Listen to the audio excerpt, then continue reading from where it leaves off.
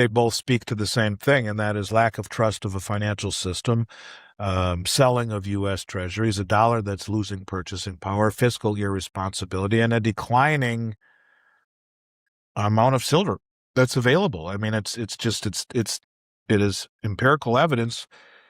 6 years in a row of declining inventory, above ground supply, a mining ratio that makes about 800 million a year in mining and 1.2 to 3 billion in demand.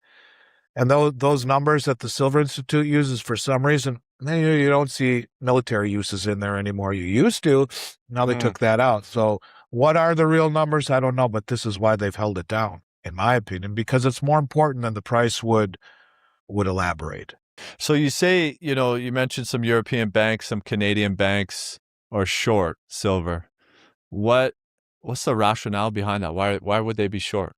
Because those are the 8 Western banks that have been in control of the market forever. Not just the banks in the United States.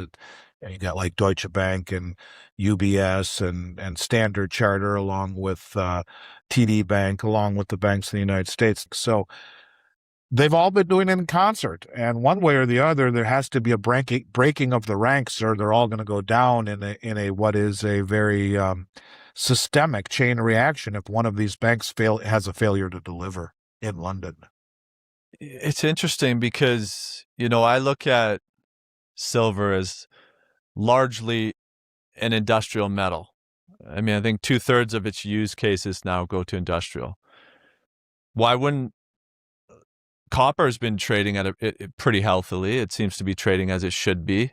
Similar reasons, huge industrial demand, electrification, and so forth. Why do you think silver's so heavily manipulated and copper isn't, for example? Or are they silver both? has it is, and you can see that by China saying we're going to limit sulfuric acid exports, which is a main byproduct of silver or copper mining, and silver is largely found as a byproduct of copper mining. Only 15 or 20% of all the silver that came to market was mined by silver companies, most of it by copper, lead, and zinc companies as a byproduct. But silver, its main use, I think, from the rationale standpoint, would be the military-industrial complex needing it for high-tech weaponry.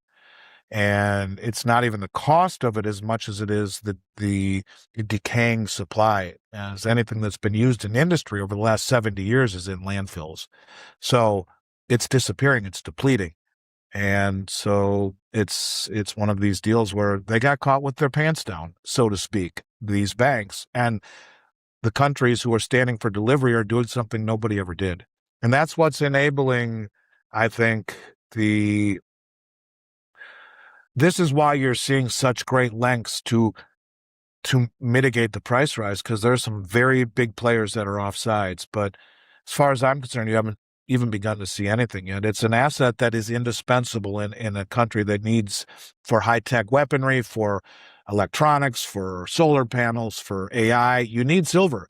And without it, this stuff doesn't happen. There is no substitute. Copper is a poor substitute for silver in these applications. Yeah, absolutely. So you say we haven't seen nothing yet. What are you expecting, kind of more medium term? I don't like to ask for short term price predictions, but what are you expecting in the silver market over the next, say, year? Well, I don't. I hate price predictions too. I will tell you that the lead analyst, for example, for Bank of America, came out and said, sell half of your bonds and put 25% of your assets into precious metals, gold and silver. You had the lead analyst or the chief investment officer for Morgan Stanley said, yeah, the 60-40, 60% stock, 40 bond mantra that Wall Street's used is dead. Sell half your bonds as well. Put 20% in gold and silver. Jeffrey Gundlach, the bond king, said, yeah, 25% of your assets in gold and silver is not overweight. BlackRock just said the same thing, that the 60-40 thing is dead. We're going heavy into commodities, largely gold and silver. You got guys like the lead precious metals analyst for Bank of America saying that by the end of this year, he could see between 130 and 309. Phew. I mean, you got Michael Oliver, who is Yeah. not a gold bug, who's saying 500 by this summer. It starts in the next 2 weeks. I don't know. A lot higher than people think possible is what I would think. And this is the exact atmosphere you would want to see right before it takes off. And that would be horrible sentiment, huge deliveries at the highest level, a price that has maintained good stability, good demand, Yeah. even as all of this negative sentiment is very pervasive right now. What do you like more right now, gold or silver? In the end, gold, right now, silver. I still think its value is better than gold. But in the end, if I had one choice, it would be gold Why is that? because it's being rewoven into the monetary system right in front of us. Mm-hmm. Do you think is it possible for silver to be in a bull market and gold to sort of be whatever, choppy trading or trading sideways? Is that possible? For short periods of time, I think the correlation between the two is still intact. I mean, there's a 90% correlation through all of time, but it's not always symmetrical. The reasons may be slightly different, but in general, they both speak to the same thing, and that is lack of trust of a financial system, selling of U.S. treasuries, a dollar that's losing purchasing power, fiscal irresponsibility, and a declining amount of silver that's available. I mean, it is empirical evidence. 6 years in a row of declining inventory, above ground supply, a mining ratio that makes about 800 million a year in mining and 1.2 to 3 billion in demand. And those numbers that the Silver Institute uses, for some reason, you don't see military uses in there anymore. You used to. Now they took that out. So what are the real numbers? I don't know, but this is why they've held it down, in my opinion, because it's more important than the price would elaborate. So just want to go back to the Western world. What's a typical profile of a buyer in the West? Who or what is that buyer? We know who the East is. We understand. But what about the West? Who's buying in the West? Well, if we're not talking individuals, right? Yeah, we're talking like the major buyer of silver in the Western world. I Who is mean, that? that's the thing. No one's asking who the hell's been standing for delivery in billions of dollars worth every month. I mean, could it be the Exchange Stabilization Fund, now that it's a critical mineral, not needing congressional approval? Could it be Elon Musk or Samsung or Sony or any of these corporations that need silver? But that's the question that's not being asked. Who's doing it? And that is the question that, you're more of a journalist than the mainstream media is. No one's asked who the hell's doing it every single month. Who stood for delivery for 39 million ounces in a non-delivery month in February and drove it away? Well, exactly. I mean, and 39 million ounces leaving COMEX is almost 2.9 million pounds.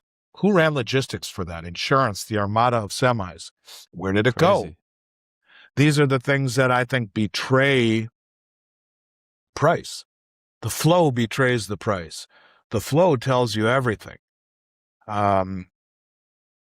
And I think the people at that level understand that. And they are misdirecting with price and sentiment and rhetoric. So you nailed it on the head. I don't know who it is. It would be great if someone could tell us, but this is every single month, man. Yeah. Every single month.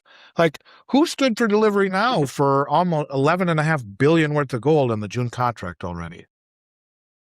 It's crazy.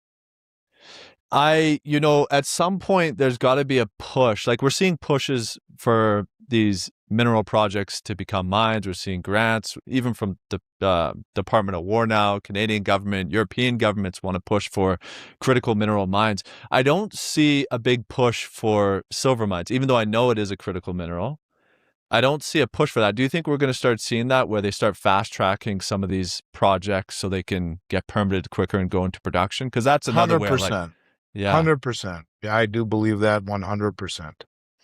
Yeah, that makes a lot of sense. I'm just kind of waiting for that moment, because that's another way I do like to play the that's silver market. also, Project Vault is the project where they're going to stockpile natural resources and critical minerals, and then they want to impose a price floor underneath the price of silver and these commodities to incentivize and fast track domestic mining. That's exactly right.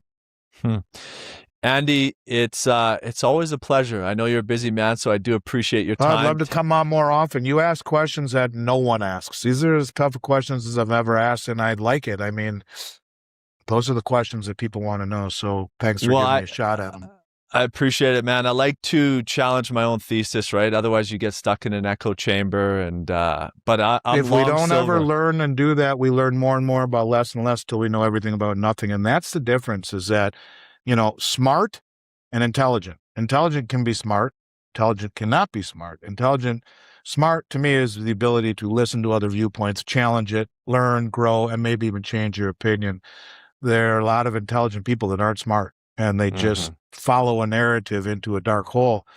I like your questions. I like your thinking. And I too can change my opinion. But everything I see right now tells me that the most well-funded, well-informed traders in the world are using price and the very quiet market of sentiment, to your point, to run cover for repositioning at a level no one's ever seen before. And yet no one's asking, who the hell's doing it?